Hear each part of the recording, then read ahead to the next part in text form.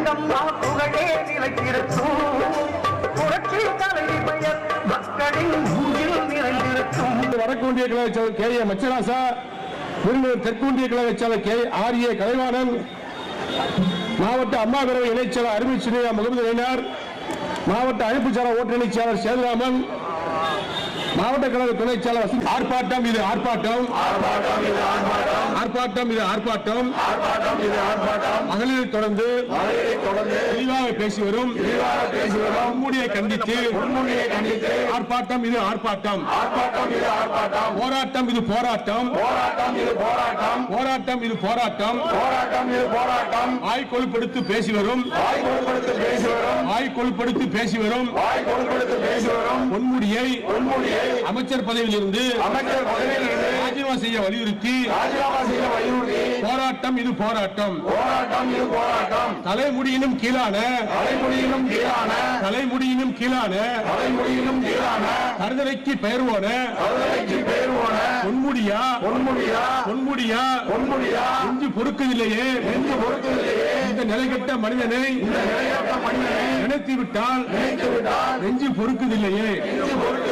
திருடு திமுக பொன்முடியே, திருடு திமுக பொன்முடியே, நாய்க்கும்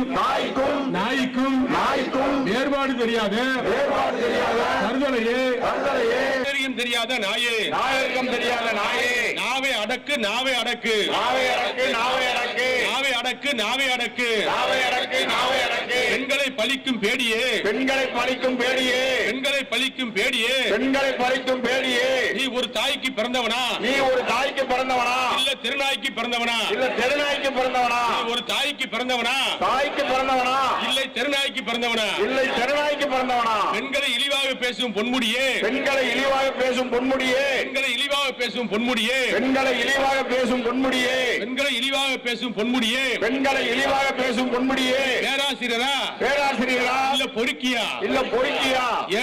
முதலமைச்சர் கண்ட்ரோல்ல எந்த அமைச்சரும் கிடையாது. முதலமைச்சர் ஸ்டாலினுடைய கட்டுப்பாட்டில் எந்த அமைச்சரும் கிடையாது. திமுக கட்சியே இன்னைக்கு அவர் கட்டுப்பாட்டில் இருக்கான்னு சந்தேகமா இருக்கு. தான் தோண்டித்தனமா சட்டமன்றத்தில் மட்டும் யாரும் பலிச்சோல, அமைச்சர்களுக்குள்ளேயே ஈகோ, கட்சிக்குள் திமுக கட்சிக்குள்ளேயே பூகம்பம். அதனாலதான் பெண்களை எல்லாம் கேவலமா பேசுறாங்க. இதை தடுக்கின்ற இடத்தில் இருக்கக்கூடிய அந்த கட்சியுடைய தலைவர் முதலமைச்சர் ஸ்டாலின் நடவடிக்கை எடுத்திருக்க வேண்டும், பொன்முடியை கைது செய்திருக்க வேண்டும், அமைச்சர் பதவியிலிருந்து நீக்கி இருக்க வேண்டும். அதைத்தான் விருதுநகர் மாவட்ட அதிமுக இன்னைக்கு ஆர்ப்பாட்டம் செய்கிறது. உச்சநீதிமன்றமே தீர்ப்பு சொல்லிவிட்டது. இனிமே நீட் முடிந்து போன கதை, நீட்டை படித்து பாஸ் ஆகுங்கள் மெடிக்கல் கல்லூரிக்கு என்று சொல்லி சொன்னவரே நளினி சிதம்பரம் தான். செய்தது பூரா காங்கிரஸ், செய்தது பூரா திமுக, பழைய அதிமுக மேலையா? எங்களுடைய எடப்பாடி சொன்னதை போல நீங்கள் 99 கூட்டணி பிஜேபி கூட்டு வச்சு 5 ஆண்டுகள் மந்திரியா இருந்தீங்க. ஒரு வருஷம் முரசொலி மாறன் உடல்நிலை சரியில்லாம இருக்கும் போது அவர் நடமாட முடியாத இடத்துல கூட மந்திரி பதவியை தொடர்ந்தார், லாக்கால அமைச்சராக தொடர்ந்தார். அப்பெல்லாம் சலுகைகளை அணிவித்த திமுகவுக்கு பிஜேபி கூட்டணி இணைச்சது. இன்னைக்கு அதிமுக பிஜேபி கூட்டு வச்ச உடனே மக்கள் மத்தியில் ஒரு பிரளயம் ஏற்படுத்தி தெரிஞ்ச உடனே பதறாங்க. எதுக்கு நீங்க பதறீங்க? ஏன் பதறீங்க? ஏன் உதறீங்க? கையக்கால சட்டமன்றத்தில் ஏன் உதறீங்க? வெளியே உதறீங்க? எங்களுடைய பொதுச் செயலாளரை சந்திக்கின்ற திறமை திமுக தலைவருக்கு இருக்கும் தெரியும் பட்சத்தில் நீங்கள் தைரியமா கூட்டணியை வச்சு சட்டமன்றத்தில் சந்திக்கல.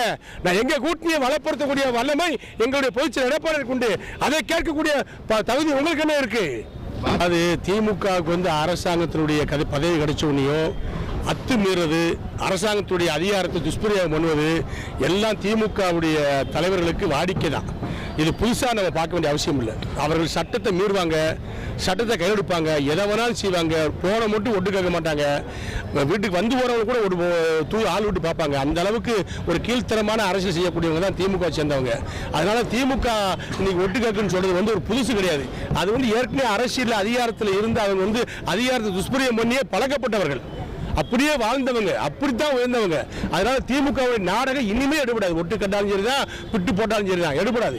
இன்னைக்கு அதிமுக கூட்டணி அற்புதமா இருக்குது. பல கட்சிகள் எடப்பாடியை நோக்கி வந்துகிட்டு இருக்கு, பேசிக்கிட்டு இருக்காங்க. எடப்பாடி பேசிட்டு இருக்காரு. அற்புதமான கூட்டணியை, வெற்றி கூட்டணி அமைப்பார். முதலமைச்சராக அதிமுக வெல்லும், முதலமைச்சராக எடப்பாடி வருவார். ஏற்கனவே சொல்லியிருக்கோம், திமுக கூட்டணி கட்சியில் இருக்கக்கூடிய யாரும் அதை ஏத்துக்கிட்டாங்க ஒன்றும் இல்லை. திமுக கூட்டணி கட்சியில் இருக்கக்கூடியவர்கள் யாரும் சூழ்நிலை கைதியாக அங்கே இருக்கிறார்கள் ஒழிய எல்லோரும் மனம் வெதும்பித்தான் இருக்கிறார்கள். எந்த நேரத்திலும் திமுக கூட்டணி உடையும் அபாயம் இருக்கிறது. பாமக அங்கதான் இருக்கு. இல்ல அவங்க இது வரைக்கும் நாங்க கூட்டணி இருக்கோன்றது எந்த தகவலும் சொல்லல. வேற கட்சி கூட்டணி போட்டுன்னு சொன்னாங்களா? அதே மாதிரி விசிகாவுக்கு அவங்க வந்து ஒரு அழைப்பு கொடுக்குறாங்க. அதாவது அவங்களோட சித்திரை பொன்னிலவு மாநாட்டுக்கு பாமக சார்பில் வந்து விசிகாவுக்கு அழைப்பு கொடுக்குறாங்க. இல்ல நீங்க பாமக வந்து சித்திரை அந்த பௌர்ணமி ஃபங்க்ஷனுக்கு வந்து எல்லா கட்சிகளும் முக்கிய தலைவர்களுக்கெல்லாம் அழைப்பு கொடுப்பாங்க. கலந்து கொள்வார்கள். கூட்டணி முடிவெல்லாம் இனிமே தான் தெரியும். எந்தெந்த கட்சி வருதுன்னு பாருங்க. திமுக கூட்டணியிலிருந்து எந்தெந்த கட்சி வெளியேறுதுன்னு பாருங்க. அதிமுக யாராரு வாரான்னு பாருங்க. ஒற்றை முடிவுதான். திமுகவை தமிழக அரசியலிருந்து விரட்ட வேண்டும். ஒற்றை முடிவை ஏற்றுக்கொள்ளக்கூடிய அத்தனை பேரும் எடப்பாடியார் தலைமையில் கூட்டணி அமைவார்கள். அதிமுக தலைமையில் உள்ள எடப்பாடியார் தலைமையில் உள்ள கூட்டணி வலுவான கூட்டணியாக வரும். திமுக ஆட்சியில வந்து